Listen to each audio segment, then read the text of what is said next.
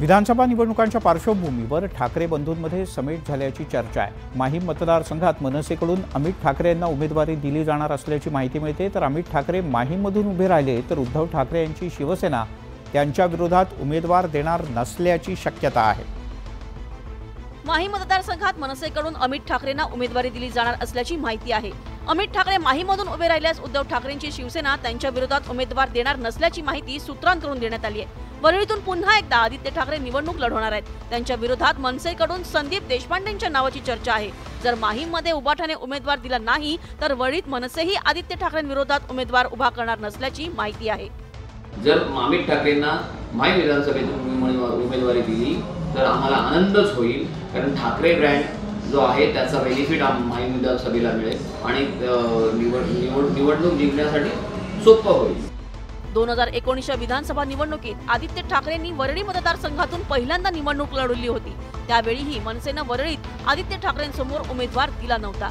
त्यामुळे आता उद्धव ठाकरेंची शिवसेना 2019 मधील सहकार्याची या निमित्तानं परतफेड करणार असल्याची चिन्ह दिसतायत। विधानसभा निवडणुकीच्या तोंडावर महाविकास आघाडीच्या नेत्यांनी महायुतीवर मोठा आरोप केला आहे। लोकसभेत महाविकास आघाडीला अधिक मतं मिळालेल्या मतदारसंघातील यादीत भाजप फेरफार करत आहे असा आरोप आघाडीच्या नेत्यांनी केला आहे। या विरोधात संजय राऊत यांनी एक इशारा दिला आहे। राज्यातील प्रत्येक मतदारसंघात 10,000 मतांची फेरफार सुरू आहे असा गंभीर आरोप मविया नेत्यांनी महायुतीवर केलाय। मूळ मतदारांची नावे वगळून इतर राज्यातील लोकांची नावे जोडली गेल्याचा मवियाच्या नेत्यांचा दावा आहे। महायुतीच्या या षडयंत्रात राज्यातील काही अधिकारी सहभागी असल्याचा आरोपही मविया नेत्यांनी केलाय। निवडणुकीमध्ये मतदार यादीमध्ये गोंधळ निर्माण करायचा अशा प्रकारचं एक षडयंत्र उघड झालेलं आहे। लोकसभेत मवियाला मिळालेली विशिष्ट धर्म जातीची मतं कमी करण्याचा प्रयत्न भाजपचा असल्याचा आरोप नाना पटोलेंनी केलाय। कोणाच्या डोक्यावर लिहिलं नाहीये की कोण कोणाला मतदान करणार, पण या पद्धतीचं एका धर्म एका जातीच्या लोकांची मतं कमी करण्याचं पाप हे लोक करत असतील तर हे लोकशाहीचा गळा घोटत आहेत। बोगस मतदार यादींबाबतची माहिती मविया नेत्यांनी राज्य निवडणूक आयोगालाही दिली आहे। वेळ पडली तर विराट मोर्चा आयोगावर काढू असा इशारा संजय राऊतांनी दिलाय। आचारसंहितेचा पहिला फटका हा शिवसेनेला बसलाय। वादग्रस्त वक्तव्य केल्याप्रकरणी निवडणूक आयोगाकडून शिवसेनेचे आमदार संतोष बांगर यांना एक नोटीस बजावण्यात आली आहे। त्यामुळे बांगर यांच्या अडचणी वाढण्याची शक्यता आहे। शिवसेनेचे आमदार संतोष बांगर यांनी हिंगोलीच्या कळमनुरीत एका कार्यक्रमात बोलताना उमेदवारी जाहीर होण्याआधीच उमेदवारी अर्ज दाखल करण्याची तारीख फिक्स करण्यात आल्याचं म्हटलंय। तसंच मतदारांना आणण्यासाठी पैसे पाठवा असंही बांगर म्हणाले होते। त्यांना सांगायचं गाड्या करा, गाड्याला काय लागते ते तुम्हाला सांगतो की त्या पद्धतीने ताबडतोब त्यांना फोन पे काय जे काही असेल ते तुम्हाला सांगतो की पोहोचलं पाहिजे। संतोष बांगर यांच्या विधानाची निवडणूक आयोगानं गंभीर दखल घेतली आहे। निवडणूक आयोगाकडून आमदार संतोष बांगर यांना याच वक्तव्याचा खुलासा सादर करण्यासाठी नोटीस बजावण्यात आल्याची माहिती सूत्रांकडून देण्यात आली आहे। पुढच्या 24 तासात आमदार बांगर यांनी खुलासा सादर करावा असं त्या नोटिशीत म्हटलंय। आता संतोष बांगर या नोटिशीवर काय उत्तर देतात याकडे सगळ्यांचं लक्ष लागलंय। माजी मंत्री आणि अजित पवार गटाचे नेते डॉक्टर राजेंद्र शिंगणे यांनी अखेर घरवापसी केली। त्यांना राष्ट्रवादी काँग्रेस शरदचंद्र पवार पक्षात प्रवेश मिळाला आहे। राजकारण आणि समाजकारणात केवळ पवार साहेबांच्यामुळे मोठं होण्याची संधी मिळाली असं शिंगणे म्हणाले। ऐन निवडणुकीच्या तोंडावर शरद पवारांनी अजित पवारांना आणखी एक मोठा धक्का दिलाय। माजी मंत्री आणि अजित पवार गटाचे नेते राजेंद्र शिंगणे यांची घरवापसी झाली आहे। शिंगणे यांनी राष्ट्रवादी काँग्रेस शरदचंद्र पवार पक्षात प्रवेश केलाय। राजेंद्र शिंगणेंना सिंदखेड राजा मतदारसंघात पवारांच्या राष्ट्रवादीकडून उमेदवारीची शक्यता दर्शवली जाते। पक्ष आणि नेतृत्व जी काही जबाबदारी सिंदखेड राजा विधानसभा मतदारसंघाच्या किंवा बुलढाणा जिल्ह्याच्या बाबतीमध्ये देईल ती संपूर्णपणे करण्याची माझी तयारी आहे आणि त्यासाठीच ती पूर्णपणे तयार। राजेंद्र शिंगणेंनी राष्ट्रवादी शरदचंद्र पवार गटात प्रवेश केल्यानं सिंदखेड राजा येथे त्यांच्या कार्यकर्त्यांनी राजमाता जिजाऊंच्या जन्मस्थळासमोर फटाके फोडून जल्लोष साजरा केला।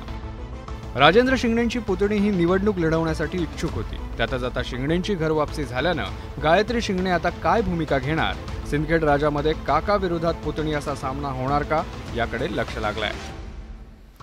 माणसं महत्त्वाच्या पदावर गेल्यानंतर बदलतात, तसा निलेश बदलला असं म्हणत उपमुख्यमंत्री अजित पवार यांनी निलेश लंके यांच्यावर जोरदार टीका केली। त्यांच्या आजूबाजूच्या चांडाळ चौकडीनं पारनेरमध्ये धुडगूस घातल्याचंही अजित पवार म्हणाले।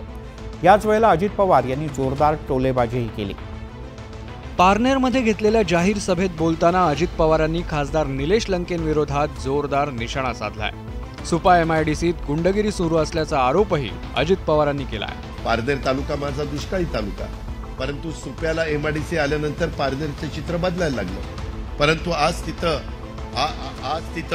दहशत पण आहे, आज तिथं गुंडगिरी पण आहे, आज तिथं दादागिरी पण आहे. अजित पवारांच्या सभेदरम्यान घोषणाबाजी करणाऱ्यांबाबत बोलताना पवारांनी तुला लंकेनी पाठवलंय का असा सवाल केलाय. अरे कोण म्हणतं आमच्या बापाचं आहे? तुझ्याच हक्काचं आहे ना. अरे मी पण शेतकरी आहे बाळा, मलाही फार कळतंय. तुला कुणी लंकेने पाठवलं का इकडे? या सभेत बोलताना अजित पवारांनी सभेत व्यत्यय आणणाऱ्या एका व्यक्तीबाबत मिश्किल टोलेबाजीही केली.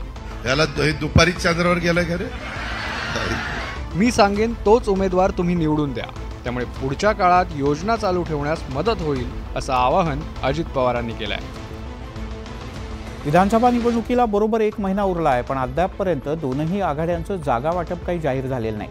महाविकास आघाडीच्या अद्याप बैठका सुरू आहेत, तर महायुतीनं सुद्धा अधिकृत घोषणा केलेली नाही. मात्र महायुतीच्या जागा वाटपाचा संभाव्य फॉर्म्युला मात्र समोर आलाय. यात भाजपला सर्वाधिक जागा लढण्यासाठी मिळणार असल्याचं स्पष्ट झालंय. महायुतीचा जागा वाटपाचा संभाव्य फॉर्म्युला समोर येतोय.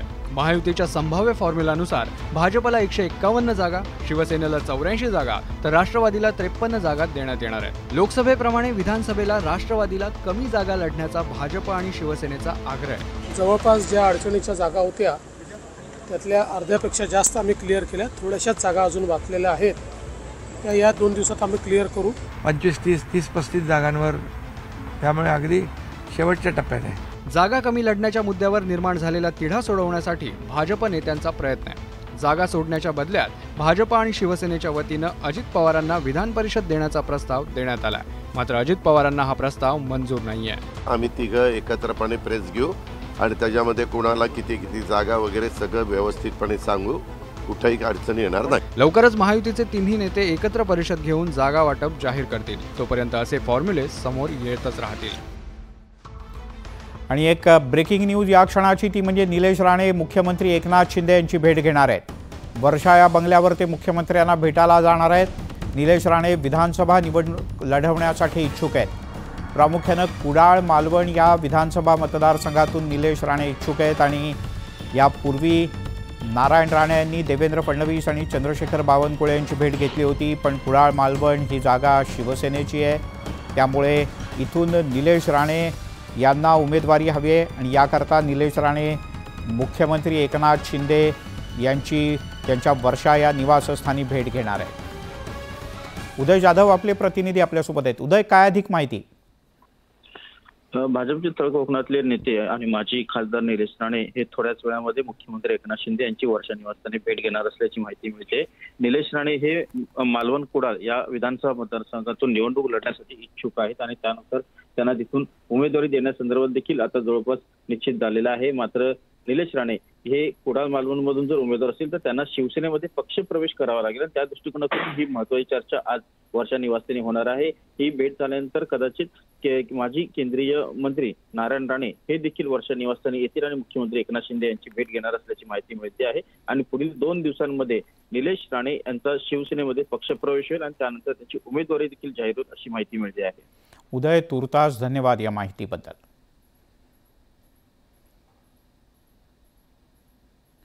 राज्यात विधानसभा निवडणुकांचा बिगुल वाजल्यानंतर जागा वाटप तर जाहीर झालं, पण रस्सीखेच सुरू आहे. अशातच मुंबईतला जागा वाटपाचा फॉर्म्युला समोर आलाय. मुंबईमध्ये महायुतीच्या संभाव्य जागा वाटपात भाजपच मोठा भाऊ असणार हे स्पष्ट झालंय. मुंबईत विधानसभेच्या 36 जागा असल्यानं सगळ्याच पक्षांसाठी मुंबई ही महत्त्वाची आहे. मुंबईतील अधिकाधिक जागा जिंकण्याचा सगळ्याच पक्षांचा प्रयत्न असतो. आता विधानसभा निवडणुकीतही मुंबईत यंदा महायुती आणि महाविकास आघाडीमध्ये लढत होणार आहे. अशातच महायुतीचा मुंबईचा फॉर्म्युला ठरल्याची माहिती मिळते. त्यानुसार भाजप 18 जागांवर, शिवसेना 16 जागांवर तर अजित पवारांची राष्ट्रवादी काँग्रेस 2 जागांवर लढणार असल्याची माहिती आहे. कोणी किती जागा लढायच्या तर जिंकण्यासाठी लढायच्या या विषयात एकमत आहे आणि तिन्ही पक्षाचे नेते त्याच पद्धतीने मुंबईचा निर्णय करतात. मुंबईत अनेक ठिकाणी ठाकरेंची शिवसेना आणि शिंदेंची शिवसेना अशी लढत होणार आहे. या सगळ्या पार्श्वभूमीवर मुंबईत आवाज कुणाचा हे निवडणुकीच्या निकालानंतरच स्पष्ट होईल. विकास आघाडीच्या जागा वाटपाच्या वेळेला संजय राऊत आणि नाना पटोले यांच्यात जोरदार वाद झाल्याची माहिती होती. यावरून जागा वाटपाचा तिढाही वाढला. मात्र आता संजय राऊत आणि नाना पटोले यांच्यातला वाद मिटल्याचं समोर आलंय. यातून हे दोघेही आज आघाडीच्या जागा वाटपाच्या बैठकीत एकत्रित उपस्थित होते. विदर्भातील काही जागांबाबत नाना पटोले आडमुठी भूमिका घेत असून यापुढे पटोले उपस्थित असल्यास महाविकास आघाडीच्या बैठकीला जाणार नाही अशी भूमिका ठाकरेंच्या पक्षानं घेतली होती. त्यातच उद्धव ठाकरेंनी कुणीही तुटेपर्यंत ताणू नये असं विधान केलं होतं. महाविकास आघाडीतील ही धुसफुशीची चर्चा सुरू असतानाच महाविकास आघाडीत टोकाचे मतभेद नसल्याची सारवासारव दोन्ही बाजूंनी करण्यात आली. तीन पक्षामध्ये फार मोठे काही मतभेद आहेत का तर अजिबात नाही. आमचा वाद कुठं आहे? वाद निर्माण माध्यमामध्ये झालेल्यासारखा दिसला. नाना पटोले आणि संजय राऊतांमधील या खणाखणीवरून सत्ताधाऱ्यांनी महाविकास आघाडीवर टोले हाणण्याची संधी साधून घेतली. इथे गँगवॉर होण्याची शक्यता आहे. 3 गँगचं गँगवॉर होऊ शकतं. या सगळ्या मतभेदांवर सुवर्ण मध्य काढत जागा वाटपावर तोडगा काढण्याचं आव्हान महाविकास आघाडीसमोर असणार आहे. काँग्रेसचे महाराष्ट्र प्रभारी रमेश चेन्नीथला यांनी मुंबईत उद्धव ठाकरे आणि शरद पवार यांची भेट घेतली. शुक्रवारी काँग्रेस आणि उबाठा गटात झालेल्या वादाच्या पार्श्वभूमीवर ही भेट महत्त्वाची होती. महाविकास आघाडीत कोणतेही मतभेद नसल्याचा निर्वाळा त्यांनी दिला. महाविकास आघाडीच्या जागा वाटपाचा तिढा सोडवण्यासाठी काँग्रेसचे राज्य प्रभारी रमेश चेन्नीथला मुंबईत दाखल झाले. आज सकाळी रमेश चेन्नीथला यांनी मातोश्रीवर जात उद्धव ठाकरेंची भेट घेतली. त्यानंतर चेन्नीथला हे शरद पवार यांची भेट घेण्यासाठी YB चव्हाण सेंटर येथे पोहोचले होते. काल ठाकरेंचा पक्ष आणि काँग्रेसमधील जागा वाटपाच्या वादात शरद पवार यांना मध्यस्थी करावी लागली होती. शरद पवार यांनी काँग्रेस श्रेष्ठींना फोन केल्यानंतर रमेश चेन्नीथला यांनी उद्धव ठाकरेंची भेट घेतली. महाविकास आघाड़ी एक होके आने वाले चुनाव में मैदान में उतरेंगे. हम इस सरकार महाराष्ट्र में अपना सरकार बनाएंगे. तो किसी तरह की ये नहीं है कि हमारे बीच में कोई मतभेद है. महाविकास आघाडीत 3 पक्ष असल्यामुळे जागा वाटपावरून रस्सीखेच सुरू आहे. याच पार्श्वभूमीवर हा तिढा तुटेपर्यंत ताणला जाणार नाही याची खबरदारी सगळ्याच पक्षांना घ्यावी लागणार इतकं नक्की आहे. लोकसभा निवडणुकीत काँग्रेसच्या सांगली पॅटर्नची जोरदार चर्चा आहे. सांगलीमध्ये काँग्रेसनं तिकीट न दिल्यानं नाराज उमेदवारानं बंडखोरी करत निवडणूक लढवली आणि जिंकली. तशीच चाचपणी नागपुरात होत असल्याची माहिती समोर येते. यासाठी काँग्रेसनं काही गुप्त बैठकाही घेतल्या. लोकसभेप्रमाणे आता विधानसभा निवडणुकीतही उपराजधानी नागपुरात काँग्रेसच्या सांगली पॅटर्नची जोरदार चर्चा सुरू झाली आहे. नागपुरात काँग्रेसच्या गुप्त बैठकांचं सत्र पाहायला मिळत आहे. या गुप्त बैठकीत सांगली पॅटर्नची चाचपणी झाल्याची माहिती आहे. नागपूरमधील 6ही जागा लढवण्यावर काँग्रेसचे स्थानिक नेते ठाम आहेत. आम्ही ज्या गोष्टी आता बोलतो आहेत त्या गोष्टीप्रमाणे सगळ्या जागा ह्या मेरिटप्रमाणे वाटल्या जाव्यात ही आमची भूमिका आजही कायम आहे. खरं आहे की विदर्भातल्या जागा आम्ही सोडणार नाही. विदर्भाच्या जनतेने मागच्या लोकसभा निवडणुकीमध्ये आम्हाला मोठ्या प्रमाणात यश त्या ठिकाणी मिळवून दिलं. काँग्रेसची गुप्त बैठक पार पडल्यानंतर राष्ट्रवादी शरद पवार गट आक्रमक झाल्याचं दिसून येतंय. नागपूर पूर्व मतदारसंघ काँग्रेसला गेल्यास राजीनामा देण्याचा इशारा देण्यात येतोय. जो हमारी 3 पार्टियों की महाविकास आघाड़ी बनी हुई है उसका में घटक पक्ष है, ना कि हम कांग्रेस पार्टी गुलाम. एकूणच काँग्रेसच्या या भूमिकेनं महाविकास आघाडीत राजकीय भूकंपाची शक्यता वर्तवली जाते. मराठा आरक्षणासाठी मनोज जरांगे पाटील यांनी पुन्हा एकदा आक्रमक पवित्रा घेतलाय. उपमुख्यमंत्री देवेंद्र फडणवीस यांनी आरक्षणाचा तोंडचा घास घालवल्याचा आरोप जरांगे यांनी पुन्हा केलाय. त्यामुळे सुपडा साफ करण्याचा इशारा त्यांनी दिलाय. जरांगे पाटील यांनी माहिती घेऊन वक्तव्य करावं असं प्रत्युत्तर भाजपनं दिलंय. विधानसभा निवडणुकीच्या तोंडावर मनोज जरांगे पाटलांनी जोरदार शेडू ठोकलाय. लढायचं की पडायचं याचा निर्णय जरांगे पाटील रविवारी जाहीर करणार आहेत. मात्र त्याआधी जरांगे पाटलांनी पुन्हा एकदा उपमुख्यमंत्री देवेंद्र फडणवीस यांच्यावर तोफ डागली आहे. न्यूज 18 लोकमतचे संपादक मंदार फणसे यांनी दिलेल्या खास मुलाखतीत मनोज जरांगे पाटलांनी आगामी निवडणुकीत कोणत्या कारणामुळे भाजपचा सुपडा साफ करणार याची थेट माहिती दिली आहे. आमच्या नाकावर टिच्चून यांनी निर्णय घेतलाय की आम्ही मराठ्याला मोजतच नाहीत. मराठ्यांना काय करायचं ते करा. शेतकऱ्यांचा सुद्धा कर्जमाफीचा किंवा त्यांच्या शेतीमालाचा विषय घेत नाहीत आम्ही. तुम्हाला काय करायचं ते करा. म्हणून आम्हाला आता नाविलाजाने यांचा सुपडा साफ करावा लागणार आहे. लढायचं की पाडायचं हे जाहीर करण्याआधी जरांगे पाटलांनी देवेंद्र फडणवीसांवर हल्ला करून त्यांचे इरादे जाहीर केले. त्यामुळे भाजप आणि जरांगे पाटील यांच्यात पुन्हा भीषण संघर्ष होणार असल्याचं स्पष्ट झालंय. संगमनेरमध्ये युवा संकल्प मेळाव्यात सुजय विखे पाटील यांनी बाळासाहेब थोरात यांच्यावर निशाणा साधला. येणाऱ्या विधानसभा निवडणुकीत परिवर्तन करायचं असून 2 दिवसात पक्षाचा निर्णय होऊन संगमनेर विधानसभा मतदारसंघाची जागा भाजपच्या वाट्याला येईल असा विश्वास त्यांनी व्यक्त केला. मुख्यमंत्री होण्याचं स्वप्न पाहणारे यंदा आमदार सुद्धा होऊ शकणार नाहीत असं म्हणत भाजपचे माजी खासदार सुजय विखे पाटील यांनी काँग्रेस नेते बाळासाहेब थोरातांवर जोरदार टीका केली. इथं जर निवडणूक लढवायची असेल तर तुम्ही अकार्यक्षम असल्याशिवाय तुम्ही इथं आमदार होऊ शकत नाही. संगमनेर विधानसभा मतदारसंघात झालेल्या युवा संकल्प मेळाव्यात त्यांनी थोरातांवर निशाणा साधला. बाळासाहेब थोरात यांनी 40 वर्ष तालुक्यात फक्त नातेवाईकांसाठी राजकारण केलं असा आरोप त्यांनी केलाय.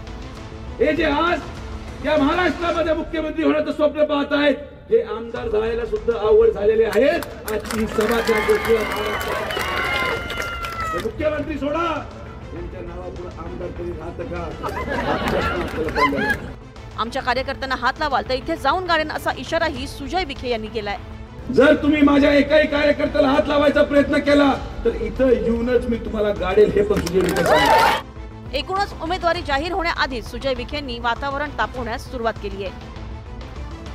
सांगलीच्या आटपाडीत आज अनेकांचा अचानक धनलाभ झाल्याचा प्रत्यय आला. चक्क ओढ्यातून 500च्या नोटा वाहत येत होत्या आणि या नोटा गोळा करण्यासाठी नागरिकांची गर्दी झाली. आता या नोटा या ओढ्यात आल्या कशा याचं गूढ मात्र कायम आहे. सांगलीच्या आटपाडीच्या गदिमा पार्क समोरच्या ओढ्यात उतरलेली ही गर्दी आणि नागरिकांकडून सुरू असलेली शोधाशोध. ही शोधाशोध सुरू आहे ती 500च्या नोटांसाठी. अनेक जण ओढ्यात उतरून 500च्या नोटा शोधतायत. यातील अनेकांना ओढ्याच्या पाण्यातून वाहून आलेल्या 500च्या नोटा सापडल्या. किती आहे ते? आटपाडी लुटून पडले इथे नोटा गोळा कराय. बाजार सोडून सगळं पैसेच बघायला लागले तिथे. अजून किती जणांना सापडलेत काय? दोघा तिघाला 2-3 बंडल सापडले. 500च्या नोटा शोधण्यासाठी लोकांची गर्दी झाली होती तर ओढ्याच्या किनाऱ्यावर बघ्यांचीही मोठी गर्दी झाली होती. जुन्या नवीन अशा 10,290 रुपयांच्या नोटा मिळून आलेल्या आहेत. सदर नोटा ह्या पोलिसांनी जप्त करण्यात आलेल्या आहेत. आता या ओढ्यात 500च्या नोटा नेमक्या आल्या कुठून? ओढ्यातील या 500च्या नोटांचं गूढ काय असे एक ना अनेक प्रश्न उपस्थित होत आहेत. ऐन सणासुदीच्या दिवसात सोनं आणि चांदीच्या दरात जबरदस्त तेजी आली आहे. सोन्याचा दर इतिहासात पहिल्यांदाच प्रतितोळा 80,000च्या पार गेलाय. दिवाळीआधी सोन्याचे दर गगनाला भिडले आहेत असा जाणकारांचा अंदाज आहे. सोन्याच्या दरात आजही 1,700 रुपयांनी वाढ झाली आहे. त्यामुळे आता प्रतितोळा सोन्याचा दर 80,300 रुपयांवर गेलाय. चांदीच्या दरात 4,000 रुपयांनी वाढ होऊन 1 किलो चांदीचा दर 98,000 रुपयांवर गेलाय. ऐन दिवाळीच्या तोंडावर सोनं चांदीच्या दराचे दर गगनाला भिडलेत तर लग्न सराईत सोनं चांदीच्या दरात आणखी वाढ होण्याची शक्यता आहे. लेबनान आणि इस्रायलच्या वाढती पोझिशनमुळे जेव्हा वाढ वाढतो तेव्हा सोन्याचे इन्व्हेस्टर ते सोन्याकडे वळतात आणि सोनं घेतात. घ्या भाऊ आपण खूप वाढलेलं आहे. आता काय करणार? आता तसं 4,000 चांदी वाढली, 2,000 सोनं वाढून गेलेलं आहे. मध्य पूर्वेत आखाती प्रदेशात तणावाचे वातावरण आहे. या परिस्थितीचा फटका संपूर्ण जगाला बसलाय. त्यामुळे भविष्यातही अशी स्थिती राहिल्यास कच्च्या इंधनासह सोनं चांदीचे दर आणखी भडकण्याची शक्यता आहे. आणि एक